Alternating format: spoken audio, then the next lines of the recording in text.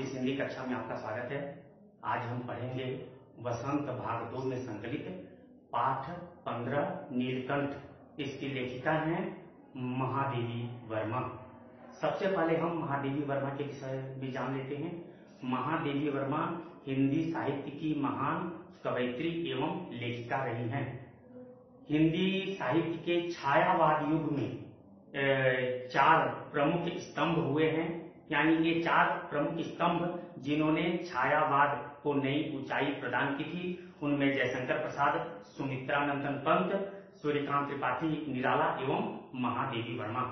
महादेवी वर्मा कवयित्री के साथ साथ लेखिका भी रही हैं। उन्होंने गद्य साहित्य के अंतर्गत संस्मरण, रेखाचित्र, निबंध, भाषण और कहानियां भी लिखी। इन्होंने हिंदी खड़ी बोली को नई ऊंचाई प्रदान की, इसीलिए इन्हें आधुनिक मीरा कहा जाता है। यानी महादेवी वर्मा को आधुनिक मीरा कहा जाता है। सूर्यकांत त्रिपाठी निराला जी ने इन्हें हिंदी के विशाल मंदिर की सरस्वती कहा है। महादेवी वर्मा ने इस पाठ नीलकंठ में अपने जीव जंतुओं के प्रति प्रेम को दर्शाया है। यानी जीव जंतुओं से उनका प्रेम सर्वविदित रहा है। जीव जंतुओं के प्रति उनका ममत्व, जीव जंतुओं के कार्यशैली, उनके हाव भाव पर उनकी तीक्ष्ण दृष्टि, इसे हम इस पाठ में भली भांति समझ सकते हैं। इस पाठ नीलकंठ के माध्यम से उन्होंने मोर, मोरनी और उनके साथ जो दूसरे जीव जंतु हैं, खरगोश, तोता, इनके प्रेम भाव को और इनके आपसी जो मेल मिलाप है, इसे उन्होंने दिखलाने की कोशिश की है। यानी इसके माध्यम से हम जीव जंतुओं की कार्यशैली को हम समझ सकते हैं। मनुष्य की तरह उनके अंदर भी प्रेम भाव, ईर्ष्या की भावना, क्रूरता और आपसी सहयोग का भाव होता है। यह इस पाठ के माध्यम से हम समझ सकते हैं। इस पाठ में प्रमुख रूप से 5 पात्र हैं। उनमें सबसे पहला पात्र स्वयं लेखिका महादेवी वर्मा है। उन्हें जीव जंतुओं से प्रेम है। उन्होंने एक चिड़ियाघर बना रखा है जहां कुछ जीव जंतुओं को उन्होंने पाल रखा है। उन जीवों में कबूतर, खरगोश, तोता और बाद में वे मोर, मोरनी को लेकर आती हैं। वे वहां हैं और वे उनकी देखभाल करती हैं, उनके हाव भाव पर तीक्ष्ण दृष्टि रखती हैं, उनके साथ पारिवारिक आत्मीय भाव रखती हैं और उन जीव जंतुओं के हाव भाव को देखते हुए वे अपनी रचना को एक नई दृष्टि प्रदान करती हैं, एक नई शक्ति प्रदान करती है। इसके बाद बड़े मियाँ हैं। वे चिड़िया बेचने वाले व्यक्ति हैं, चिड़िया बेचते हैं। ये बड़े ही बातूनी हैं। एक चिड़ी माँ को कैसा होना चाहिए, एक चिड़िया बेचने वाले को कैसा होना चाहिए, किस तरह से अपने सामान की बिक्री कर सकता है, वे सारे गुण इनके अंदर है। वे इस तरह से लेखिका को गुरुजी कहकर समझा देते हैं कि लेखिका न चाहते हुए भी मोर, मोरनी को खरीदती है और लंगड़ी मोरनी को भी खरीद लेती है। और उस लंगड़ी मोरनी के उनके चिड़ियाघर में आ जाने के कारण ऐसा कोलाहल मचता है कि अंत में बेचारे नीलकंठ को अपना जीवन तक गंवाना पड़ जाता है। यानी वो अपना जीवन गंवा देता है। इसके बाद नीलकंठ है, जो मोर है, उसकी ग्रीवा यानी कंठ नीला है, इसलिए उसका नाम नीलकंठ रख दिया गया है। वह चिड़ियाघर में जितने भी जीव जंतु हैं सबके साथ प्रेम भाव से रहता है और सबका सेनापति स्वयं को घोषित कर देता है, सबका संरक्षक अपने आप को घोषित करता है और सबकी देखभाल करता है। और कोई अगर उनमें बदमाशी करे तो उचित दंड भी देता है। वह राधा के साथ वर्षा में, बसंत में नृत्य करता है और राधा के साथ वो रहना चाहता है। लेकिन जब कुब्जा नामक एक और मोरनी आ जाती है और वह नीलकंठ को अपनी संपत्ति मान लेती है और राधा को नीलकंठ से दूर रखने की कोशिश करती है। दूसरे भी जीव जंतुओं को नीलकंठ के पास आने नहीं देती। तब बेचारा नीलकंठ असहाय हो जाता है, क्योंकि वह कुब्जा से दूर भागता है, लेकिन कुब्जा हमेशा उसके निकट जाने की कोशिश करती है। इस तरह से वह स्वयं को असहाय महसूस करता है और धीरे धीरे घुटते हुए, मन में घुटते हुए वह समाप्त हो जाता है। इसके बाद राधा जो मोरनी है, नीलकंठ और राधा एक साथ ही चिड़ियाघर में लाए गए। वह नीलकंठ की परछाई की भांति उसके आसपास लगी रहती रही, इसलिए लेखिका ने उसका नाम राधा रख दिया। वह नीलकंठ के साथ ही नृत्य करती रही, लेकिन जब कुब्जा आ जाती है तब वह कुब्जा राधा को नीलकंठ से दूर करना चाहती है, जिससे राधा भी दुखित हो जाती है। राधा 2 अंडे देती है, जिसे कुब्जा नष्ट कर देती है। नीलकंठ के मरने के बाद वह केका की ध्वनि निकालती हुई आतुर भाव से नीलकंठ की प्रतीक्षा करती रहती। इसके बाद कुब्जा जो लंगड़ी मोरनी है, जिसे लेखिका अंत में बड़े मियाँ से खरीद कर ले आते हैं, वह निष्ठुर, ईर्ष्यालु और कठोर स्वभाव की है। वह नीलकंठ को अपनी संपत्ति मान लेती है। राधा को नीलकंठ से दूर करने की कोशिश करती है, यहाँ तक कि राधा के अंडों को भी वह तोड़ देती है। दूसरे जीव जंतुओं को भी वह नीलकंठ से मिलने नहीं देती। वह किसी को अपना मित्र नहीं बनाती और उसके कठोर स्वभाव के कारण कोई उसे अपना मित्र भी नहीं बनाता और सब उससे दूर रहते हैं। और अपने इसी कठोर स्वभाव के कारण जब वह कजली नामक अल्सेशियन कुतिया के साथ भी भिड़ जाती है, तब उसके जीवन का अंत हो जाता है, क्योंकि कुतिया उसे मार देती है। तो इस तरह से यहाँ लेखिका ने नीलकंठ के माध्यम से जीव जंतुओं के स्वभाव को दिखलाया है। उनमें विशेष रूप से मोर मोरनी के स्वभाव को दिखलाया है कि उनका स्वभाव भी मानवीय होता है। मनुष्य की तरह वे भी प्रेम को, घृणा को समझते हैं और उसी के हिसाब से वे आचरण भी करते हैं। अब हम इस पाठ नीलकंठ की कथा वस्तु समझते हैं। लेखिका महादेवी वर्मा किसी काम से बड़े मियाँ की दुकान के पास से गुजरती हैं। बड़े मियाँ जो चिड़ी मारों से चिड़िया खरीदते हैं और उन्हें बेचते हैं, यानी चिड़िया बेचने वाले हैं। वे जबरदस्ती महादेवी वर्मा को रोक लेते हैं और गुरुजी कहते हुए इस मोर और मोरनी को महादेवी वर्मा को बेच देते हैं। वे कहते हैं कि ये मोर मोरनी को शंकरगढ़ से एक चिड़ीमार ने पकड़ा है। कुछ लोग इस मोर को खरीदने आए थे, क्योंकि मोर के पंजों से दवाई बनती है, लेकिन मैंने इन मोर को ऐसे लोगों को नहीं बेचा, क्योंकि मैं भी एक इंसान हूं, मेरे अंदर भी दिल है। मैं क्यों ऐसे निरीह और ऐसे भोले भाले पक्षियों को ऐसे लोगों को बेच दूं जो उन्हें मार दें।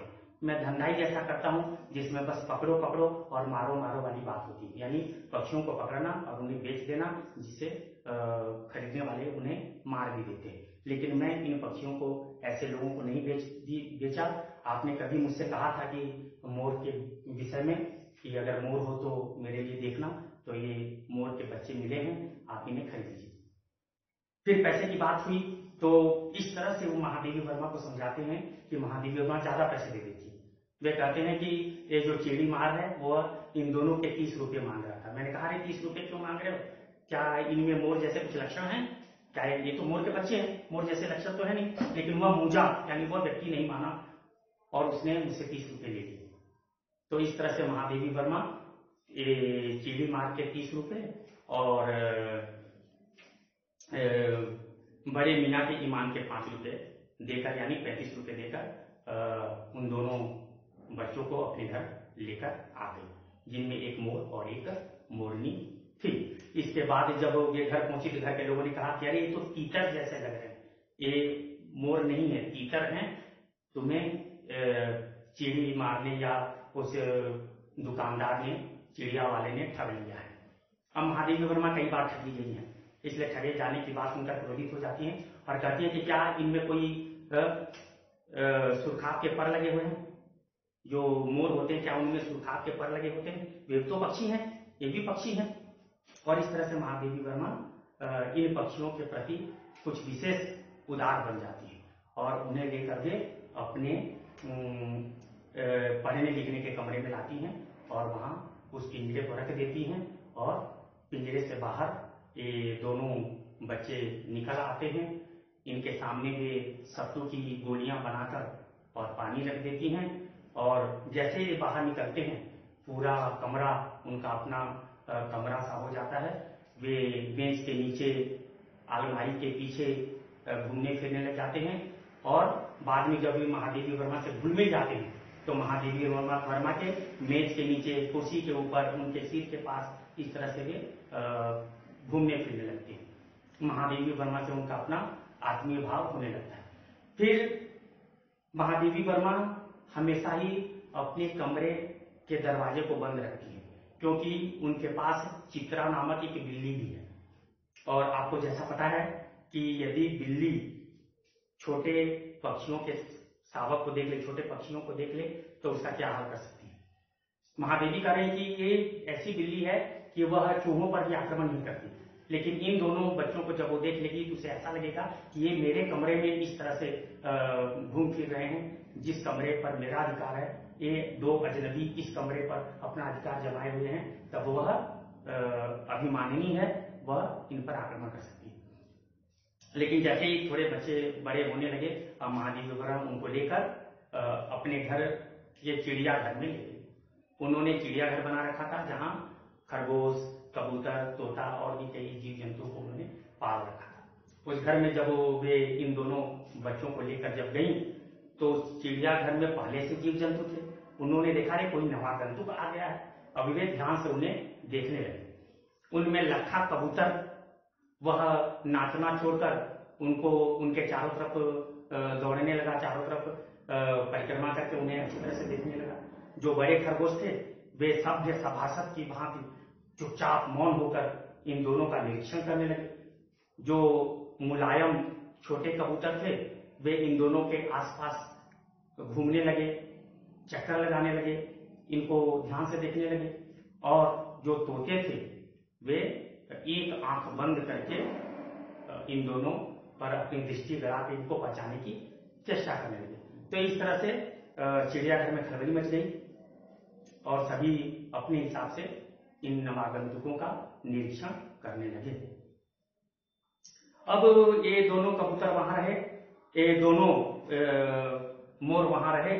फिर धीरे धीरे धीरे धीरे ये बड़े होते गए। फिर इनमें बदलाव होता चला गया। अब पहले वो छोटे बच्चे थे, जैसे बड़े हुए तो जो मोर है और मोरनी उन दोनों में परिवर्तन हुआ। मोर की कलगी निकल आई। कलगी यानी मोर का जो ऊपर का भाग होता है, सिर के ऊपर का भाग, वो कलगी निकल आई। इसके बाद उसके चोंच तीखे पैने हो गए, आंखें बंकी हो गई और पंख बड़े हो गए और पंखों में चंद्रिकाओं सी इंद्रधनुषी चित्र अंकित हो गई और इस तरह से वे मोर, यह जो मोर है वो बड़ा हुआ और बड़ा ही सुंदर दिखने लगा। उसकी सुंदरता देखकर महादेवी वर्मा मुग्ध हो जाती थी। इसी तरह मोरनी राधा भी बड़ी हो गई, लेकिन उसका परिवर्तन, उसका जो विकास है वह मोर की तरह नहीं हुआ, क्योंकि मोर और मोरनी में मोर ज्यादा सुंदर दिखाई देता है, मोरनी उतनी सुंदर नहीं दिखती। और नृत्य में मोर ही माहिर होता है, मोर ही अधिक नृत्य करता है, मोरनी उतना नृत्य नहीं करती। इस तरह से मोर, नीलकंठ और राधा, मोरनी एक साथ रहने लगे। नीलकंठ की जो ग्रीवा थी, ग्रीवा यानी गला, वो लंबी थी और नीले रंग की थी। तो नीलाभ ग्रीवा यानी नीले आभ वाली ग्रीवा के कारण, कंठ के कारण उसका नाम महादेवी वर्मा ने नीलकंठ रख दिया। और नीलकंठ के आसपास छाया की भांति हमेशा घूमने वाली, रहने वाली मोरनी का नाम राधा रख दिया गया। अब ये दोनों आसपास रहने लगे। जब बसंत का समय होता था और बसंत के समय में जब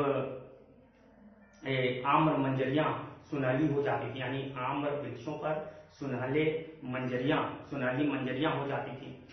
मंजरियां नहीं, बौर, आम्र बौर, आम के बौर जब निकल आते थे और अशोक के वृक्षों पर लाल लाल पल्लव यानी पत्ते छा जाते थे, तब नीलकंठ को जाली घर में रखना बड़ा मुश्किल हो जाता था, वह वहां से बाहर निकलना चाहता था। यानी बसंत के समय में आम्र मंजरियों की खुशबू और लाल अशोक के लाल पल्लवों को देखकर वह बाहर नृत्य करने के लिए व्याकुल हो जाता था।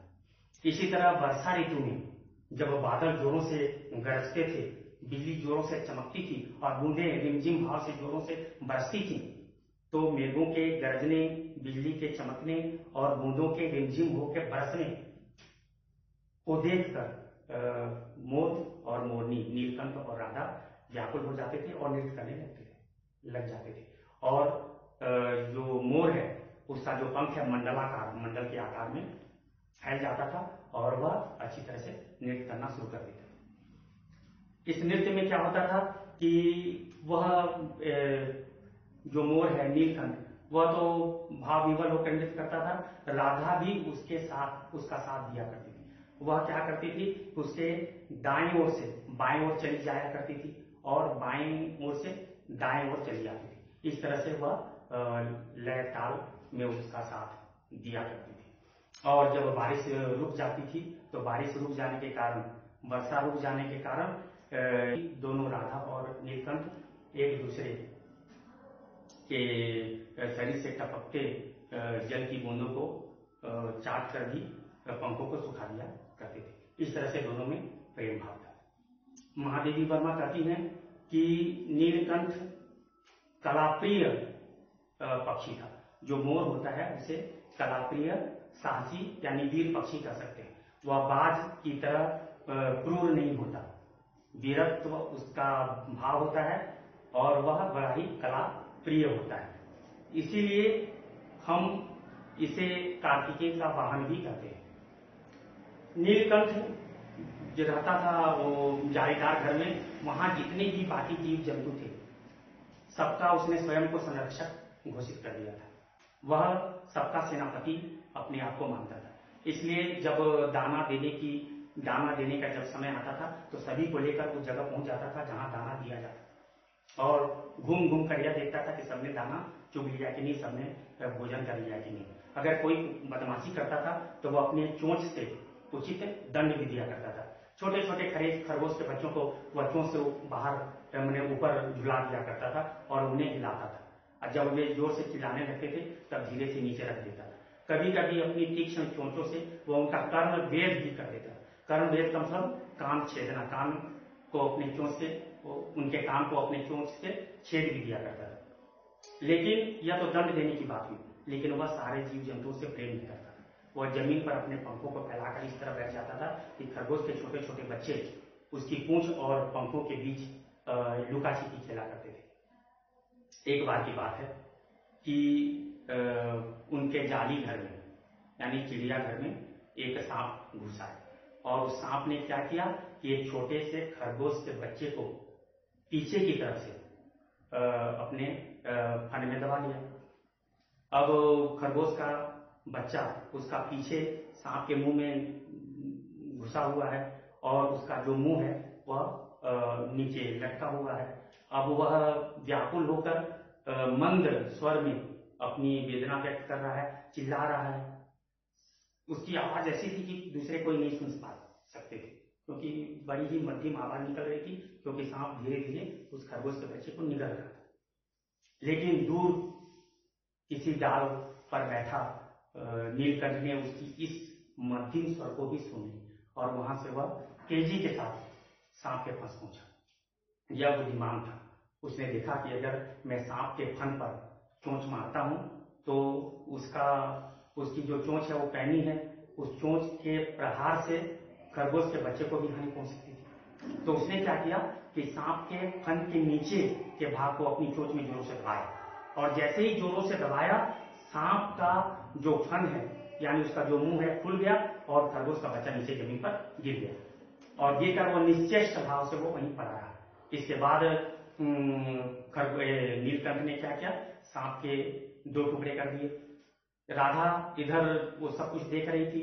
राधा ने नीलकंठ की मदद करने की कोई कोशिश नहीं की, लेकिन उसने इस तरह से केका की इस तरह से उसने स्वर निकाला कि आसपास चारों तरफ खबर पहुंच गई कि यहाँ कोई असामान्य घटना हुई है, कोई ऐसी घटना हो गई है जो यहाँ नहीं होनी चाहिए थी। और तुरंत माली वहां पहुंचा और लेखिका के साथ दूसरे लोग भी वहां पहुंचे। सबने देखा कि नीलकंठ ने सांप के 2 टुकड़े कर दिए हैं और वह जमीन पर पंख फैलाकर बैठा है और खरगोश के उस बच्चे को जिसे सांप ने अपने मुंह में दबा रखा था उसे पंखों के बीच ताप दे रहा है, यानी गर्मी दे रहा है। और रात भर उसी तरह उस बच्चे को वह अपने पंख के बीच में दबाए उसे उष्णता देता रहा, गर्मी देता रहा।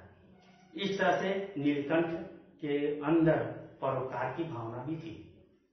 लेखिका कह रही है कि नीलकंठ और राधा के प्रेम की जो प्रेम भाव था उसमें बेमेल रागिनी भी बज उठी।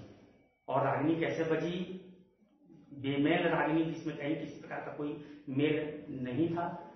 महादेवी वर्मा एक बार फिर उसी क्षेत्र से गुजरी जहां पर चिड़िया वाले की दुकान थी और फिर चिड़िया वाले बड़े मियाँ महादेवी वर्मा के सामने पहुंचे और उन्होंने कहा कि मैंने फिर एक मोर के बच्चे यानी मोरनी को मैंने पाया है और यह लंगड़ी है।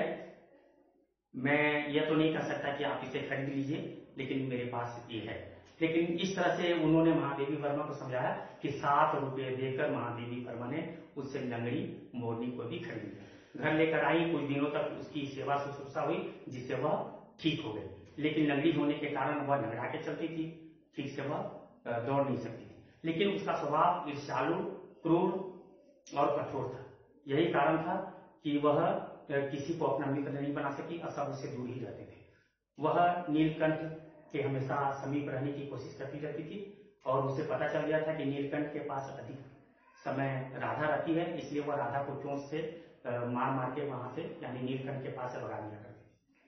और नीलकंठ बेचारा अकेला हो गया क्योंकि नीलकंठ कुब्जा के पास रहना नहीं चाहता था, कुब्जा से दूर भागता था। कुब्जा नीलकंठ के पास रहना चाहती थी, नीलकंठ के पास जाती थी और राधा को नीलकंठ से मिलने नहीं देती थी, नीलकंठ से राधा को दूर करती थी। यहां तक कि राधा ने जब 2 अंडे दिए तो उसने उस अंडों को तोड़ दिया और अपने लंगड़े पैरों से उसे चारों तरफ बिखेर दिया।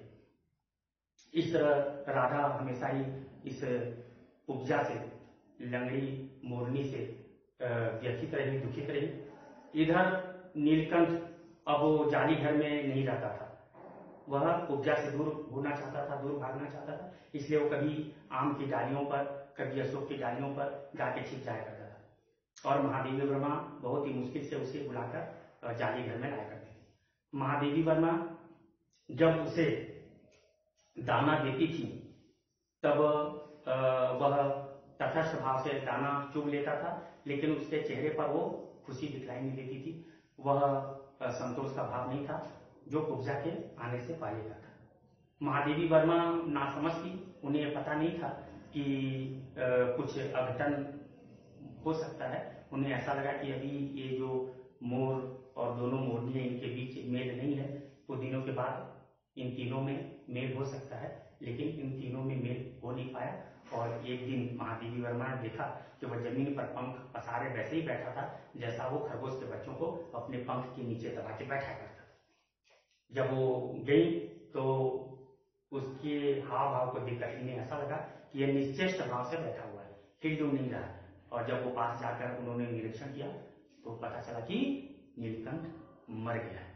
नीलकंठ के मृत शरीर को लेकर महादेवी वर्मा संगम गई। संगम यानी इलाहाबाद, जहां गंगा, यमुना और पातालगामी सरस्वती मिलती है, इसे संगम कहा जाता है। आजकल उसका नाम प्रयागराज हो गया है। तो वहां संगम पर महादेवी वर्मा गई और बीच गंगा में उन्होंने नीलकंठ के पार्थिव शरीर को प्रवाहित किया। तब उन्हें ऐसा लगा कि नीलकंठ का जो शरीर है वह गंगा के दोनों पाटों तक बड़ा हो गया, यानी कि एक मोर का बड़ा सा शरीर गंगा के दोनों पाटों तक फैल गया है। इधर राधा नीलकंठ को याद करके व्यथित रहती थी। इससे पहले भी नीलकंठ कई बार गायब हो जाता था, लेकिन फिर वापस आ जाता था। तो राधा को ऐसा लगा कि नीलकंठ चला गया है, लेकिन फिर वापस आ जाएगा। इसलिए वह हमेशा ही जहां जहां नीलकंठ रहता था, जहां जहां राधा और नीलकंठ मिलते थे, वहां जा जाकर वह हमेशा देखती थी और केका करती थी, यानी आवाज निकालती थी। इधर जो कुब्जा है उसने भी नीलकंठ को खोजना प्रारंभ कर दिया। कचनार के वृक्षों के पास, अशोक के वृक्षों के पास, आम के वृक्षों के पास वह जाने लगी और नीलकंठ को खोजने लगी। ऐसे ही खोजते समय अचानक उसका सामना हो गया महादेवी वर्मा की कजली यानी अल्सेशियन कुतिया, और उसने अपने स्वभाव के अनुसार उस कुतिया पर चोंच प्रहार कर दिया, और इसका परिणाम ये हुआ कि कुतिया के 2 दांत उसके कंठ पर आ धंसे और उसके कोलाहलपूर्ण, निष्ठुर, ईर्ष्यापूर्ण जीवन का अंत हो गया। तो इस तरह से महादेवी वर्मा कुब्जा के बहाने यह बतलाना चाहती हैं कि पशु पक्षियों में भी ईर्ष्या की भावना होती है।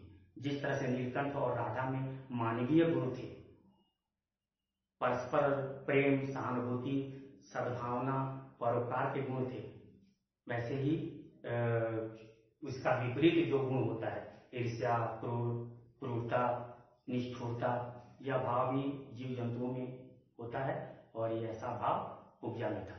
अब इधर कुब्जा का प्रारंभ हो गया और इधर अब अकेली बन गई, अकेली रह गई राधा। अब राधा क्या करती है कि नीलकंठ की प्रतीक्षा करती रहती है आम्र कुंजों में, अशोक के वृक्षों के पास और कचनार के वृक्षों के पास। इस तरह से महादेवी वर्मा ने यहाँ इस पाठ की कथा वस्तु को समाप्त कर दिया है। तो इस पाठ के माध्यम से महादेवी वर्मा जीव जंतुओं के मानवीय पक्ष को दर्शाती हैं और साथ में यह भी बतलाने की कोशिश करती हैं कि हमें जीव जंतुओं से प्रेम करना चाहिए, उनका तीक्ष्ण और सूक्ष्म निरीक्षण करना चाहिए, उन पर अपने प्रेम भाव को दर्शाना चाहिए, क्योंकि जीव जंतु भी मनुष्य की तरह ही सोच विचार कर सकते हैं। उनके मन में भी किसी के प्रेम को, यानी किसी के प्रेम को जो उन जीव जंतुओं के प्रति हो रहा है, उसको भी समझ सकते हैं, उसको जान सकते हैं। यदि हम किसी जीव जंतुओं से प्रेम करते हैं तो वे भी उसके प्रत्युत्तर में प्रेम कर सकते हैं, और ऐसा होता भी है। हम जिस जीव जंतु से प्रेम करें वे भी हमें उसके बदले प्रेम देते ही हैं, हमें अपना मानते हैं और हमारे आसपास मंडराते हैं, जैसा कि मोर मोरनी महादेवी के आसपास मंडराते रहते थे। जहाँ एक बात जो मैंने आपसे नहीं कहा वह ये है कि महादेवी वर्मा जब नीलकंठ को दाने देती थी, तब नीलकंठ, जिसने अपनी चोंच के प्रहार से सांप को भी खंडित कर दिया था, वह बड़े ही सभ्य तरीके से महादेवी वर्मा के हाथों से दाना चुग लेता था, हथेली से दाना चुगता था, जिसे देखकर महादेवी वर्मा को विस्मय होता था। महादेवी वर्मा के यहाँ जो भी अतिथि आते थे, देश विदेश के अतिथि आते थे, तो उनके सामने वो नृत्य की भंगिमा में खड़ा हो जाता था, और उसकी इस नृत्य भंगिमा को देखकर उन लोगों को ऐसा लगता था कि वे हमारे स्वागत में खड़ा है। इसलिए विदेशी महिलाएं उसे परफेक्ट जेंटलमैन की भी उपाधि दी थी। तो इस तरह से हम देख सकते हैं कि जीव जंतुओं में भी मनुष्य की तरह ही सोचने समझने की शक्ति होती है, वे भी प्रेम को महसूस करते हैं, आत्मीय भाव को महसूस करते हैं। प्यारे बच्चों, मुझे पूरा भरोसा है कि आप इस पाठ को भली भांति समझ गए होंगे। मेरे इस वीडियो के डिस्क्रिप्शन में इसका प्रश्नोत्तर है, आप उसे अपनी बसंत कॉपी में लिख लीजिए और याद भी कर लीजिए। धन्यवाद।